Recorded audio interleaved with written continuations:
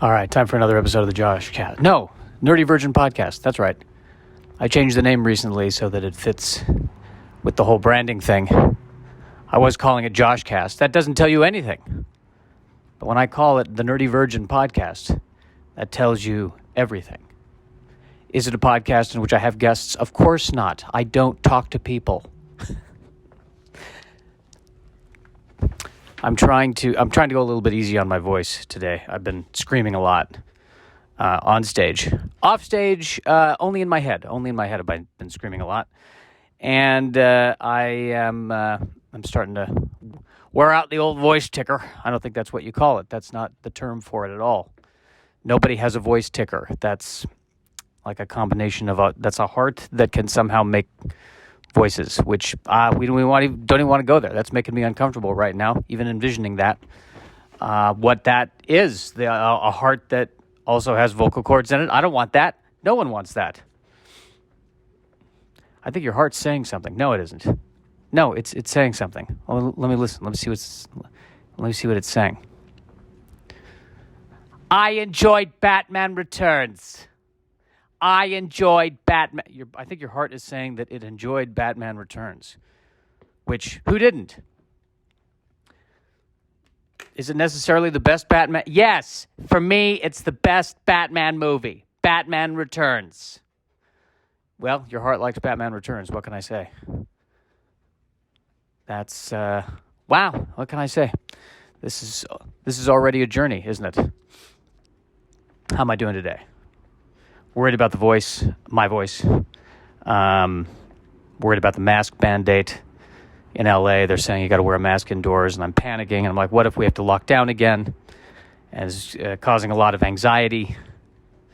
And I guess it bothers me that I feel like they don't give enough information. You need a mask mandate now. Okay, well, for how long? And what's the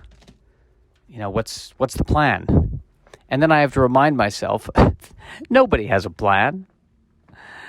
Look at how this country is right now. Does this look like a group of people who has a plan to you? Do you think this looks like a group of people who have their stuff together? I ask you, America. I think we all know the answer to that question. So I'm trying to be more comfortable living in uncertainty. That's something that Anne Ferrara taught me. Be comfortable living in uncertainty. Or be okay with uncertainty. And my only complaint with that is that I can't be okay with anything. Even in certainty, I'm not feeling that comfortable. I feel tremendously uncomfortable when there's certainty, because certainty is an illusion. So I know that something's up. Somebody tells me, oh, it's certain. This is 100% effective. There's no chance that this could blow up in your face. And then my follow-up question is, so it's going to blow up in my face Tuesday, 11:30-ish? I got a couple of masks. That's the other thing, too, is I don't know what mask to wear. Should I wear two masks? Remember when they were saying double masks? Should we double mask again? They're not being clear about that. How did we go from double masking to not double masking? I remember, you better do a double mask. The double mask will protect you. Why aren't they telling the people who are not vaccinated to double mask anymore? How did that disappear? What's happening? What's going on? Does anyone know what's going on? I don't think so. Triple masking. Quadruple, 5 masking. I'm walking around like a mummy. That's what I'm doing. So feeling that, feeling a bit tired. I've decided I'm going to move. I need to move. I've got to move. The place I'm at doesn't have hot water unless the landlady turns on the hot water. I can't do that anymore. I need hot water. So I'm starting to look for apartments. And there was a place that I almost committed to, but then backed out of at the last second because I want to find an apartment that's closer to the place that I work. So then I can sign the 1-year lease and be paranoid that I won't work there anymore. Right after I sign the 1-year lease. As soon as that's my fear about how the world works. As soon as I said no to this new apartment, I filled out the application. I was ready to go. As soon as the day after I said no to that apartment, there was another apartment that I was looking at, that I was going to look at, and that woman texted me and said, it's filled. And they reinstituted the mask mandate, and I went, oh my God, are we going to go back into lockdown again? So I said to myself, I don't want to go to this apartment. I want to take a risk and find something that I like better. And then the universe said, he's taking a risk? Well, let's up the ante. So that's what's happening to me right now. I want to take a pause. I'm going to take a pause because I have some breakfast. I'd like to eat the breakfast now. I will resume this. You're not going to notice an interruption. I'm not going to eat breakfast while on the podcast. That's gross. But I'm going to take a pause. For me, it'll be a pause. For you, it'll be instantaneous. For you, it will be as if you were put into a cryogenic hypersleep. And thousands of years have passed on Earth, but to you, it was just the blink of an eye, and you wake up and you realize everyone you know and love is dead. And you immediately feel so much better about that. All right, I'm back. I'm back. See? You didn't notice the difference. You didn't notice that 1,000 years have passed. And the United States doesn't exist anymore, and instead it's just a giant corporation. And it's run by cockroaches, and frankly, very efficiently. The roaches know what they're doing. And they can't be killed. Welcome to the new reality. Enjoy it. Where was I? I was in a rhythm, and then I, like an idiot, I went and had to eat something, and now I'm not in the rhythm again. I got to get back into the rhythm. I had an acting teacher who said that once. I'm in a new rhythm now, he said. He was very tough that day. I'm in a new rhythm now. Which I think the translation was he was angry at something. Who knows what? At us, at his life, not living the life he wanted to lead. I don't know. It was weird. But I dropped out that day. Because I realized I was in a new rhythm. And that rhythm was, why am I paying for this?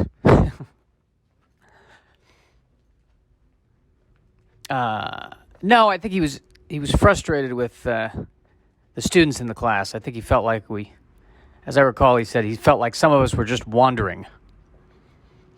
And I wanted to respond. This is Los Angeles. There are two groups of people. Everyone who's wandering and Tom Hanks. That's it. That's all that's there. Pretty sure I was probably one of the people he was angry with. I was wandering at that time. That's where I was. The dream of being an actor was starting to fade a little bit because all of the...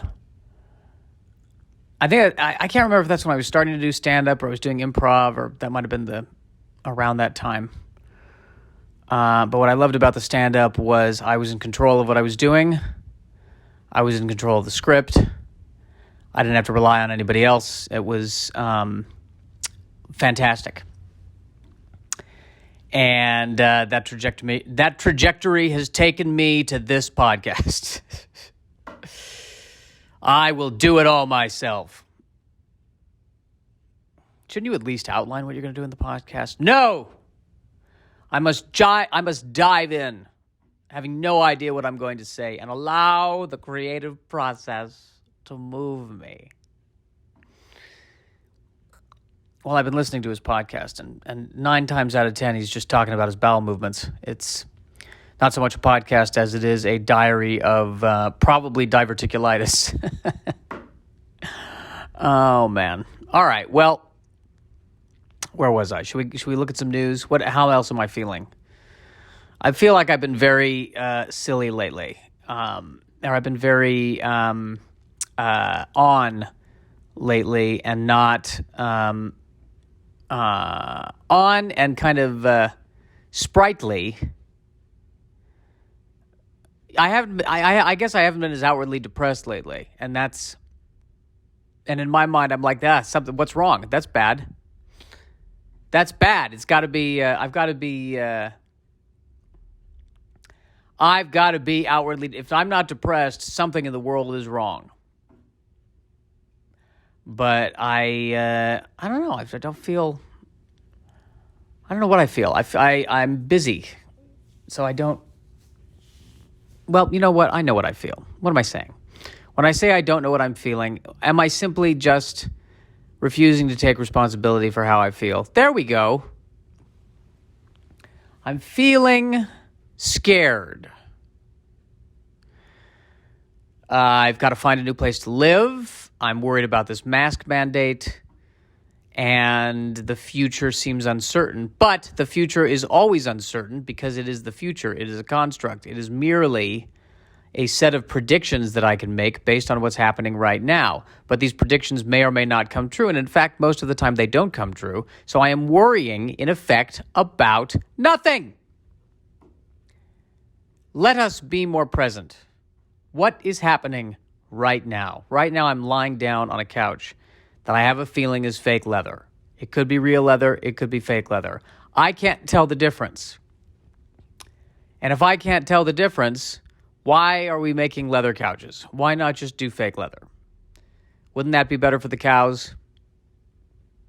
Maybe not. The process to make the fake leather is probably destroying the earth, which is going to destroy the cows eventually anyway. There's no way we can win. There's no way we can win. This is day 2 or maybe 3 of no meat. I'm not going full vegan. I still had some eggs today. But I'm trying out this vegetarian thing. I'm trying to get rid of meat in my diet because I heard this podcast.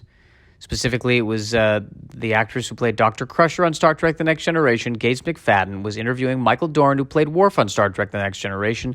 And Michael Dorn said that recently he had prostate cancer. He has now recovered from the prostate cancer, but he found out from his doctor and from studying this copiously that one of the number one causes of prostate cancer is eating meat. Therefore, I have decided I don't want to eat meat because I don't want to get prostate cancer. I want to die of something different. I don't want to have butt death.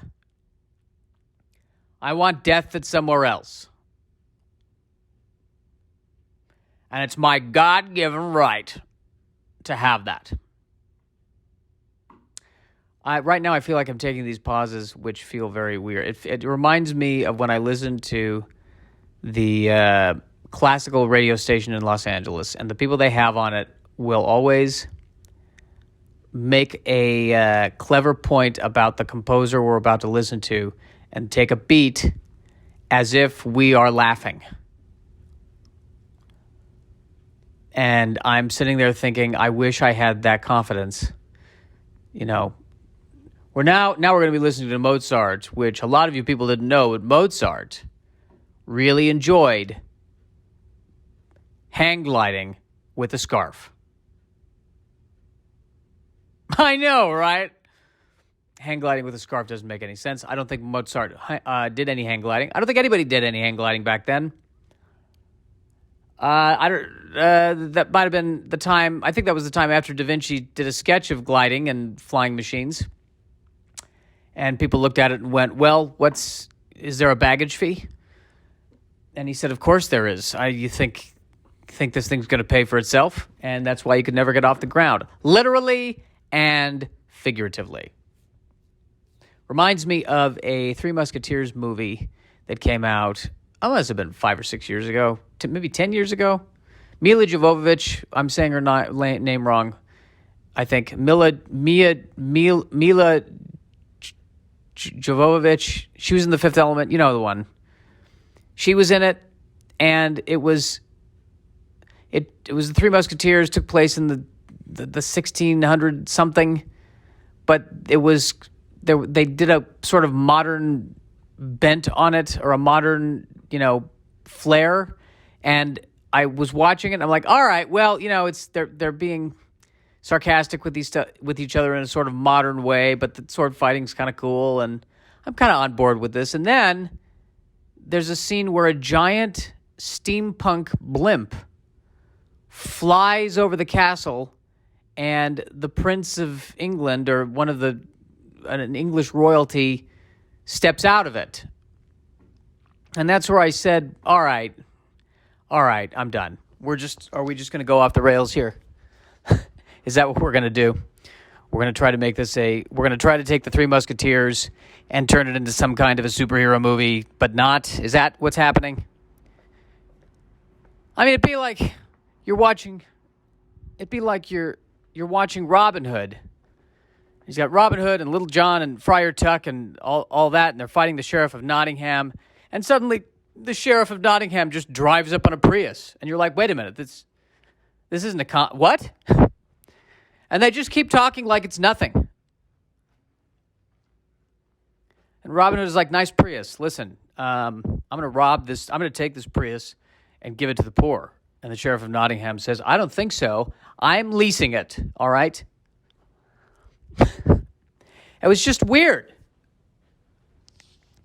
It irritates me whenever there's a movie that's either historical fiction or at the very least it takes place in a specific period in history, and they throw things in there that are just so obviously not what happened. Like, for instance, a steampunk blimp. We can't even build a steampunk blimp today. The best we can do is the Goodyear blimp. And the Goodyear blimp, if you've noticed, it doesn't have these, iron spikes coming out of it and these cannons. Steampunk blimp, just out of nowhere.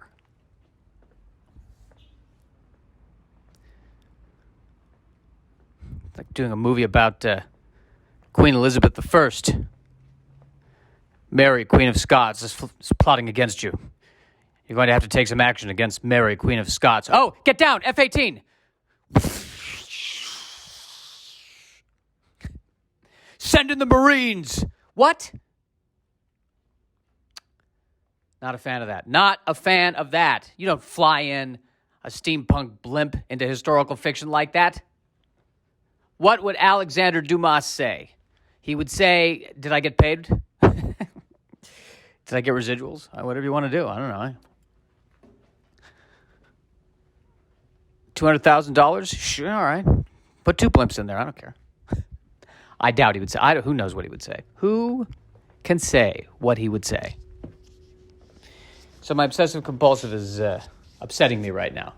I have this fear that I'm going to get brain tumors, so I have to do this imaginary ritual where I blow up what are hopefully imaginary brain tumors. And I play these mind games with myself. Like I was about to go into the other room so I could check the internet for movie news. We can move on to that segment of this podcast, if you can believe that there are segments to this podcast. And right before I was able to walk in there, I had that sudden fear. What if the brain tumor thing, and I had to blow up the imaginary brain tumor and then come back into this room. And the thought was, don't go read the movie news yet. Now is not the right time. If you do that now, terrible things will happen. This is obsessive compulsive disorder at its finest.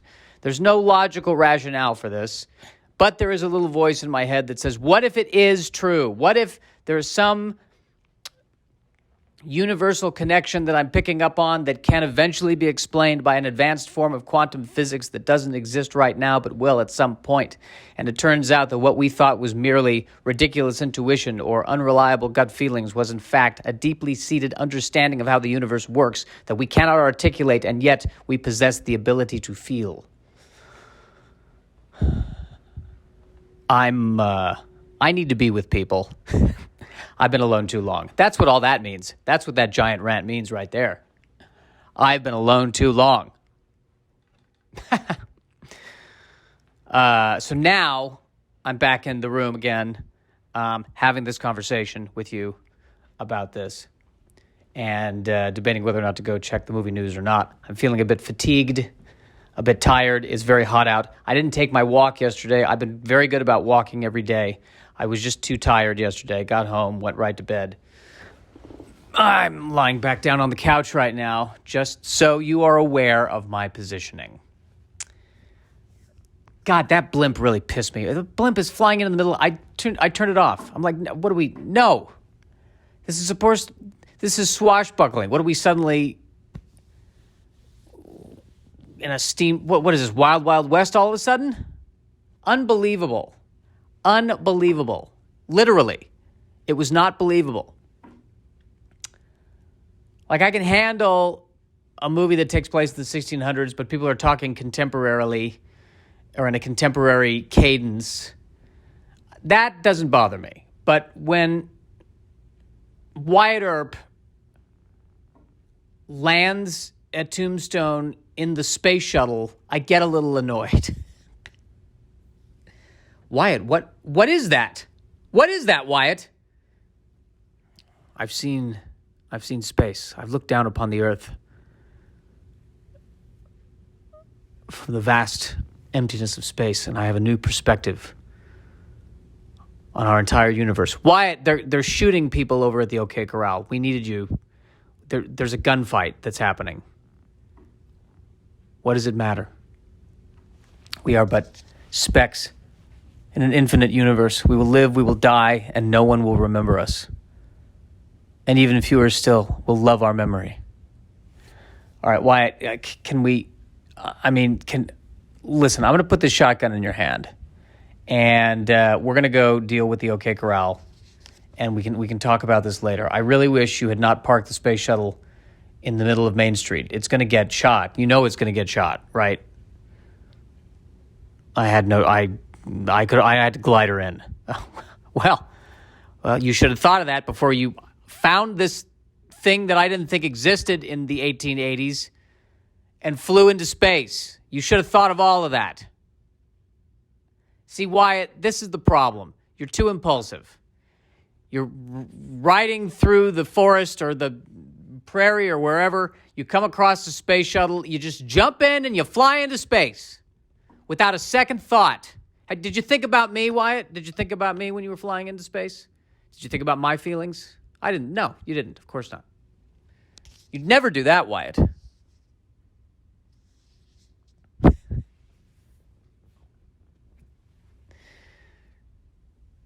There's a gunfight at the OK Corral. Don't worry. I've got my space shuttle. It's just going to take 6 months to prep it. Wyatt, we can't wait 6 months for you to go into... What will going into space do to help with the gunshots now over there and the bad people? Wyatt. Oh, my God, Wyatt. What have you done, Wyatt? What have you done? NASA's on my side. What's NASA? It's 1885. All right, well, sometimes you have to go there. Sometimes you just have to be a little silly. And that's what I'm doing. I can't stand that blimp. It makes me angry the more I think about it. Blimp comes out of nowhere, and then the blimp comes out of nowhere. This is Alexander Dumas. Or Alexander Dumas. Is it Dumas? Dumas? I don't know. Alexandre Dumas. I don't know. I'm whatever I'm going to do, I'm going to screw it up. I was at the studio. They're all sitting there going, this needs some kick.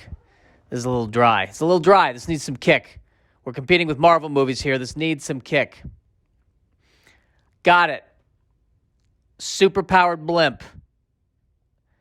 Superpowered blimp. And while we're at it, why don't we throw in a robot dinosaur? Let's just do it.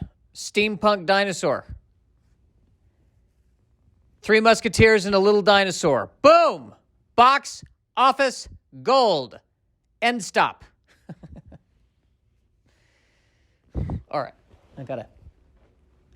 Now, I think it's okay for me to go and let's check out the movie news, right? Let's check out the movie news. Movie news. What are we learning about movie news? Here today. Gone tomorrow. What are we learning about movie news, everybody? What's happening with movie news?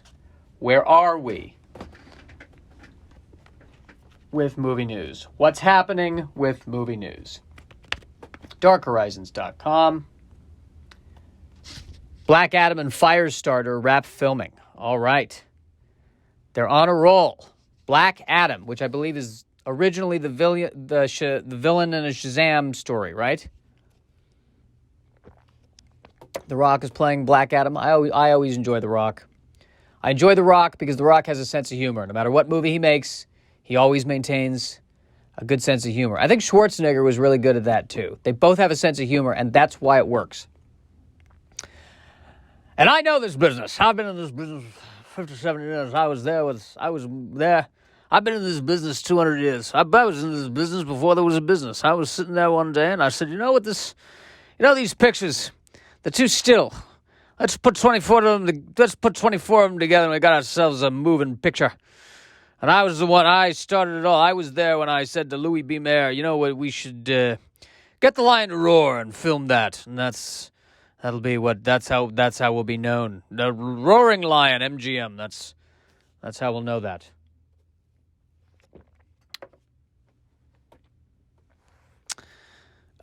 It's such an iconic image, that lion roaring, for Metro Golden Mayer, right? Metro Golden Mayer.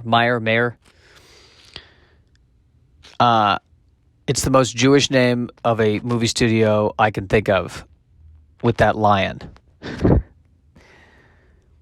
Sorry, who does the lion work for? Metro Golden Mayer. I find that hilarious. All right. And this, by the way, all kidding aside, with Jewish cliche jokes that I have to stop doing because I think they're becoming dated. But can we not argue that, there are a lot of Jewish writers who are credited with creating the comic book heroes that we know and love today, many Jewish actors, writers, producers in Hollywood, at the beginning of Hollywood, and even still in Hollywood a little bit. I mean, can we... underneath the cliche of it, I guess one thing I'm proud of is that I'm proud of a culture of people who create stories. And I feel like that should be, I feel like we're not, I feel like Jewish people don't celebrate that enough. When I think about the holidays that we celebrate, why can't we include more of that? Why can't, we celebrate Passover. We go through the whole story about the Moses leading the Jews out of Egypt, et cetera, et cetera. But can't we end the night with Batman? Created by Bob Kane. Because of Moses, we have the Batman franchise. Moses wants a piece of the Batman franchise. That's what I'm trying to say. Moses wants 1%. 40 years I was wondering. I want a piece of the Batman franchise. Peter Goober can't have it all. Okay. Movie news. Let's go to the movie news. What's happening in the movie news, other than the fact that they wrapped filming? I'm not sure why that's newsworthy. They always like to say when they're wrapped filming. No, they did it. They finished it.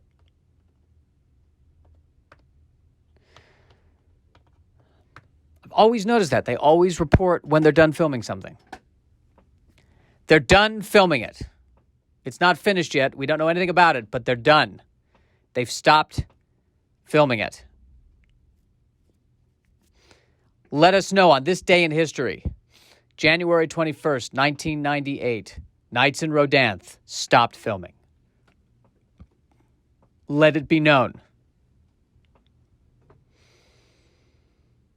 He might not be who he says he is. Tell me, friend,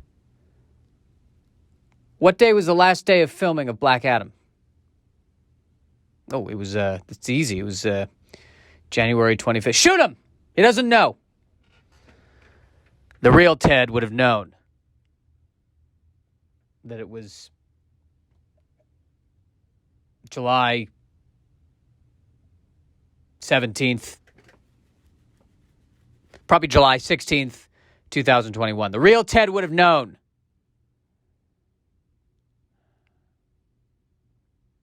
That's why we had to take him out. That's how we knew. All right. Box office. Space Jam beats Black Widow. Wow.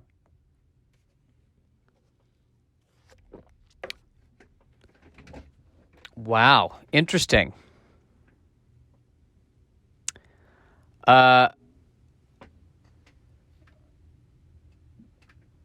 And then also interesting that Black Widow had that drop because I heard great things about it. Actually, what they're saying, they're blaming the pandemic for it because Fast and the Furious 9 also had a drop. So the pandemic decline continues. All right, well, there you go. There you have it. Space Jam is the winner. Space Jam. I saw the first Space Jam, I remember, in theaters with my dad. I remember that came out the week before Star Trek First Contact.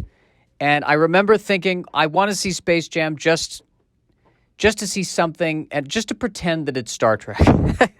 Because I wanted Star Trek I really wanted to see Star Trek. But I saw the first Space Jam. It was fun.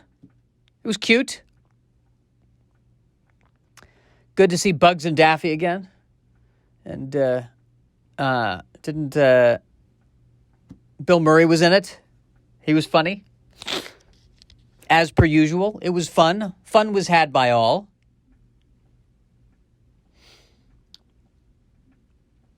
Michael Jordan was charming. I guess this new movie has gotten scathing reviews, which, I don't know, the older I get, do you review Space Jam?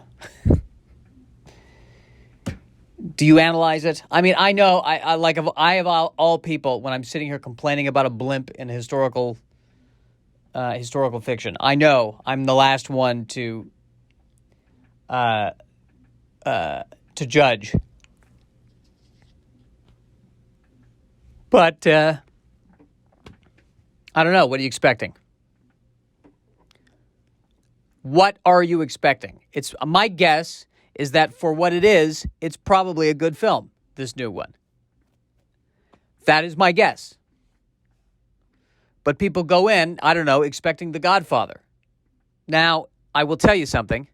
If they did The Godfather with all Looney Tunes characters, but like a 3-hour shot-for-shot remake of Godfather, but with only Looney Tunes characters, I would watch that. I would watch that in a theater. I would risk Contagion to see that in a theater. To see Bugs Bunny as... I think Bugs Bunny would have to be Michael, right?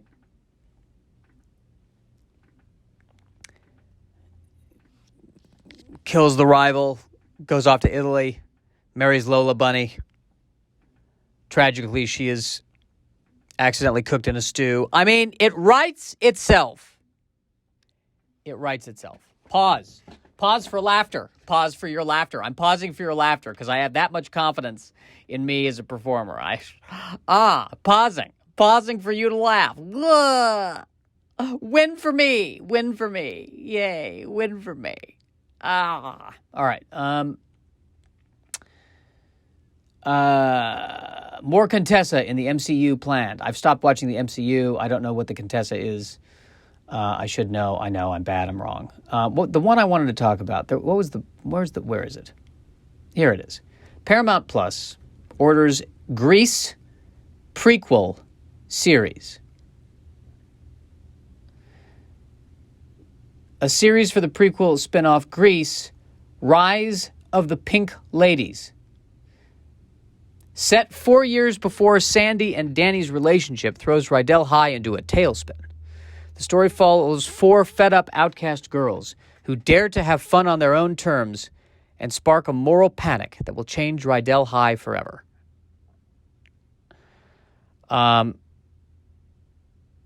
What?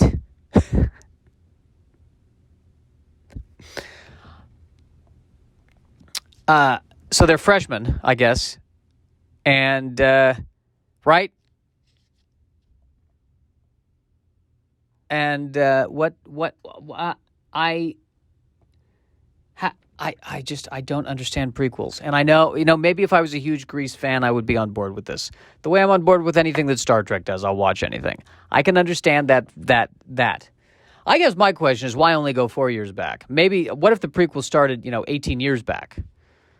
And it took place entirely in the womb of the mother of Rizzo.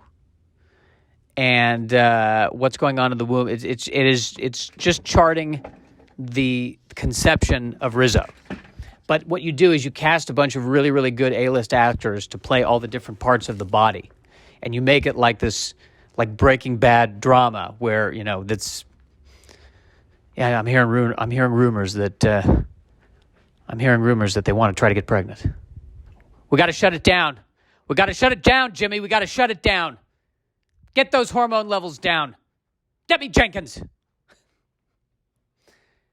Grease prequel. Why? I get any movie can have a prequel. You know what we need? We need a Days in Rodanthe. Now there's a prequel for you. This has forced me to walk into the other room and lie down on the couch. I'm so irritated with a Grease prequel. I don't understand this. I've asked this before. I will ask this again. Are there millions of people out there going, I need more Grease. I need more Grease. Mommy, I want more Grease. Mommy, why is there only Grease in Grease 2? I want more Grease. Why is there not a Grease 3? Mommy, I want more Grease. I want you to write to the movie company and tell them to give me more Grease, Mommy. Your child is 5 months old, but is talking like a 1920s, like a highly, highly vulnerably injured 1920s gangster. We need to get him checked. He wants to watch Grease. He wants more Grease. We showed him the Greases that exist, and that's not enough for him. I mean, we even took him to a regional production of Grease. He just wants more Grease. I don't know who to call. Yes, I'm the CEO of Paramount Plus. I've heard your story, and I just want to say, first of all, I think you're quite courageous and brave to deal with what you're dealing with your son, who I believe has named himself Grease. But I'd like to let you know that we at Paramount have heard your story, and we feel a tremendous amount for you. And as a result, we have decided to make a limited series prequel of Grease, so that you may have what we like to term Grease peace. Okay. All right, Josh. All right, we get it. We get it. You're depressed. We get it. You're depressed. A Grease prequel on Paramount Plus. That's the same station that has Star Trek. It's not even a station, it's an app. But I call it a station because I'm getting old. I remember in my day we called them stations. We just had the TV. We didn't have these newfangled phones and the tickety talk and the Instagrammy. All right, I've heard millions of comedians do that bit where they pretend to be the old guy who's mispronouncing the new things. Hack, Josh, hack. But the sad thing is, I just did it. I called it a station. It's not a station. It's an app. I'm having the fear of the brain tumor again, going over the ritual where I blow up the imaginary brain tumor with lasers. I have to actually duck down to blow up the imaginary brain tumor with lasers. I don't know why I have to duck down. I don't know why. My brain is just telling me to do that as I am podcasting. My brain is telling me to do that just to be on the safe side. This is my insanity. My insanity playing out for you right here. Why? I blame the prequel to Grease. Pre-Grease. Are they going to call it pre-Grease? Please call it please call it pre-Grease. Please call it pre-Grease. Please. All right. Rainbow Six, Riders Republic delayed.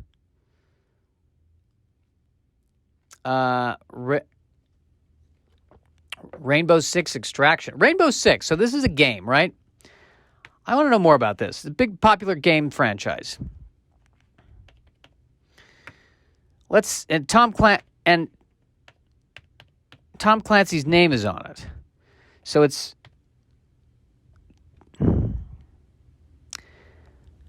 all right. Tom Clancy's Rainbow Six is a video game franchise published by Ubisoft. It's a good name. Ubisoft. That is based on American author Tom Clancy's 1998 novel, Rainbow Six. The franchise and its games center around the fictional international counter-terrorist unit called Rainbow.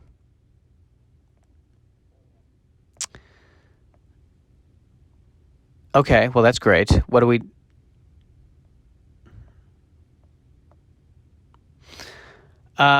Rainbow Six, let's see. Plot. It's set in 1996 to 2000. Rainbow is a newly created multinational counterterrorism unit composed of elite soldiers from NATO members and other countries, including the United States, the United Kingdom, France, Germany, Italy, Spain, Poland, Austria, Sweden, Canada, Australia, Brazil, Russia, South Korea, and Israel, formed to address the growing problem of international terrorism.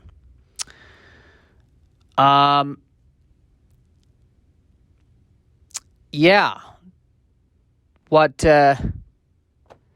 no Switzerland? What about Switzerland? What about South Africa? What do you know South Africa? What about Monaco? Hey, we in Monaco, we can send you a guy. We got a guy. His name's Ron. He's good with weapons. Well, he's good with knives. A knife. He's got one knife he's really good at. It's a butter knife, but it's sharp. It's a sharp butter knife. We'll send him your way. Maybe he can file your paperwork.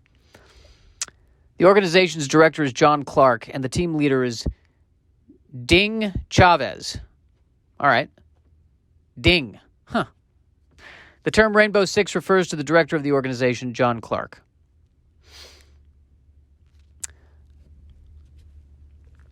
Soon after its inauguration, Rainbow finds itself responding to a series of seemingly unrelated terrorist attacks by the Phoenix Group, a radical eco-terrorist organization. Do you think they have letterhead? Hey, did you see this memo from the corporate office of the Phoenix Group? Yeah, I saw that. No more memos. We're eco-terrorists. We shouldn't be using paper. We can send emails. Yeah, but it takes energy to run these computers. And it's, the energy is coming from coal and power. Well, how are we going to communicate with each other? Well, we'll just have to talk verbally, as long as we're only eating vegan. So you just eat something vegan and then just communicate verbally. But we can't. I have to send a whole 20-page report, all verbally. We need to save paper. The Phoenix Group needs to save paper. Can I help you? Yeah, I need to give you this 20-page report, but I can't email it or I can't print it, so I guess I just have to tell you. All right, let's hear it. Well, in our first quarter, we managed to take down 4 evil organizations, and the entire budget was $210,000.43, and I can't remember anything else I was supposed to tell you. It's 20 pages. That's all I remember. How much did we spend in labor?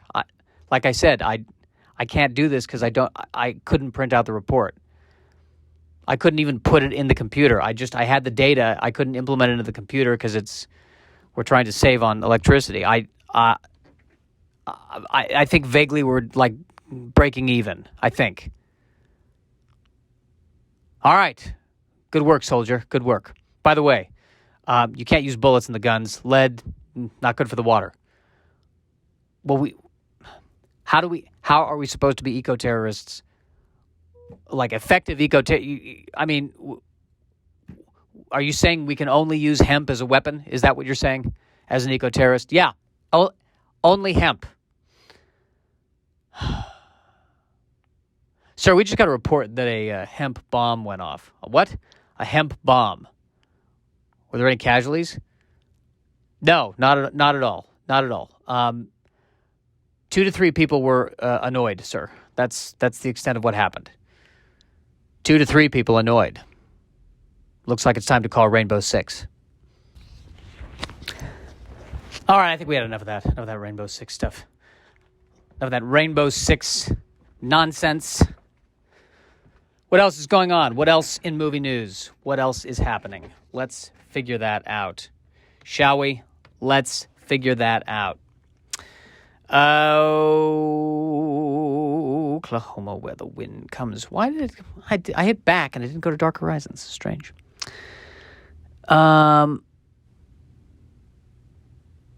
Let's see. Ooh.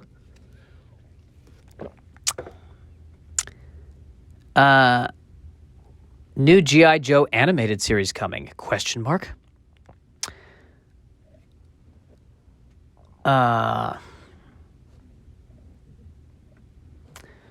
Based on the property. The site adds it wasn't a network or a streaming service release, but the clip was reportedly shown featuring Snake Eyes and Storm Shadow. The new series is expected to have a larger roster of characters than the new film, which is fairly self-contained and seems to restrict things to Henry Golding as Snake Eyes, Andrew Koji as Storm Shadow, Summer Weaving as Scarlet, and Ursula Corbero as Baroness. Snake Eyes, G.I. Joe Origins, meanwhile, arrives in cinemas July 23rd. Yes, Snake Eyes is coming. They're going to keep going with the G.I. Joe franchise. How many? Have there been 2 G.I. Joes so far? And the first one was The Thing, and then let's look at this. Let's explore this. G.I. Joe. Because I thought that Channing Tatum was in the first one, right? Yeah, the first one was G.I. Joe, The Rise of Cobra.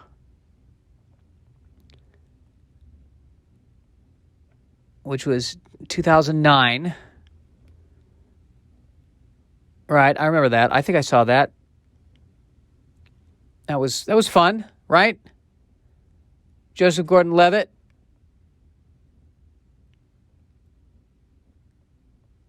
Oh, Ray Park was Snake Eyes. Oh, interesting. The guy who played Darth Maul. Makes sense.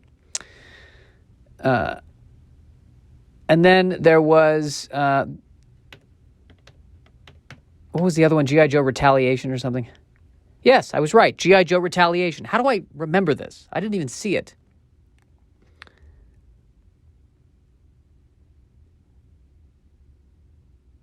And that's where The Rock kind of took over.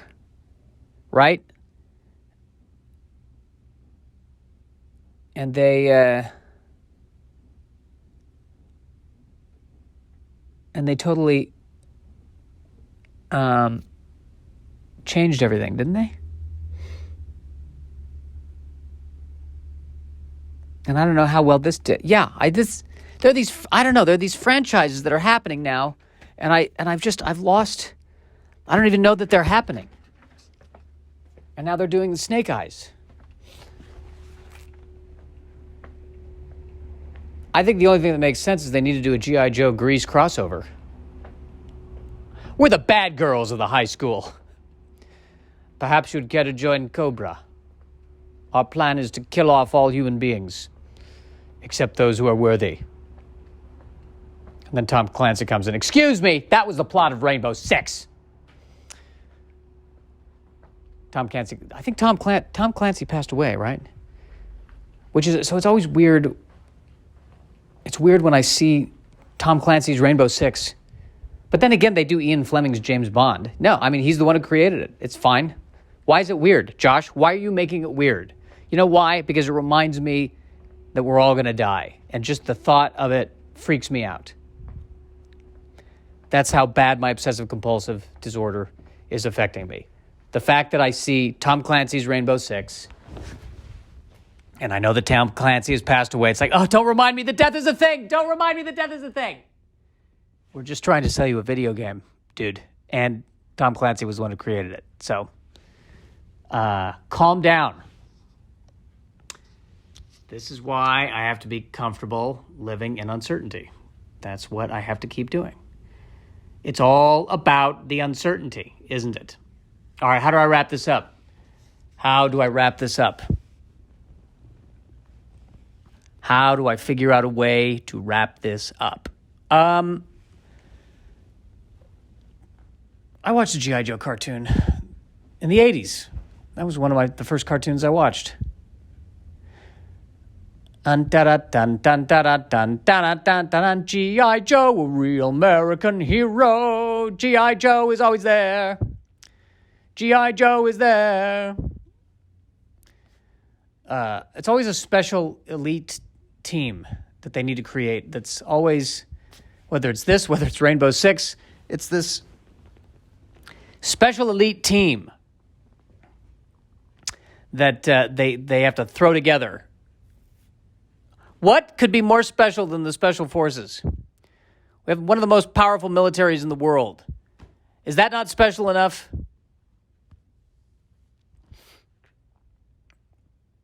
Now, I think originally G.I. Joe was just the name of the action figure before there was any movie or TV or cartoon around it, right? So then I think of the cartoon, they just made G.I. Joe the name of the Special Forces organization. We're going to call it G.I. Joe. And that's going to be fair for anyone who's involved who's not a man. Well, I mean, technically,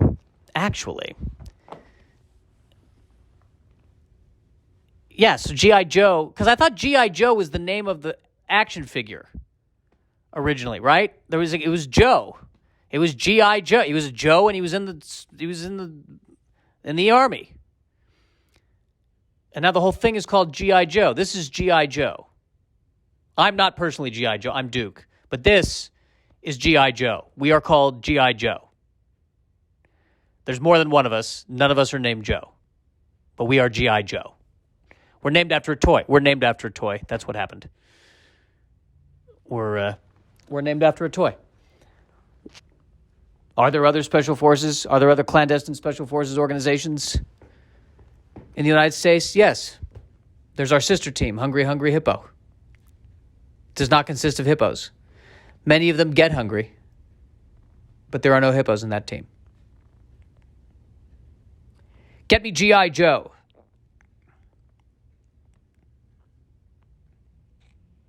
Yeah, this is Duke.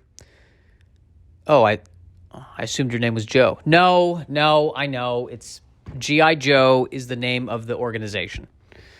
It's on our letterhead, which we still use paper because we're not eco-terrorists or anything.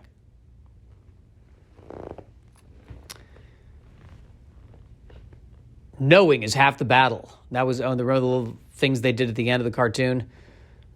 Look both ways before you cross the street. Knowing is half the battle. I think they should do those again, but instead of, things that you teach elementary school kids, like safety stuff, I wish that they actually taught modern warfare.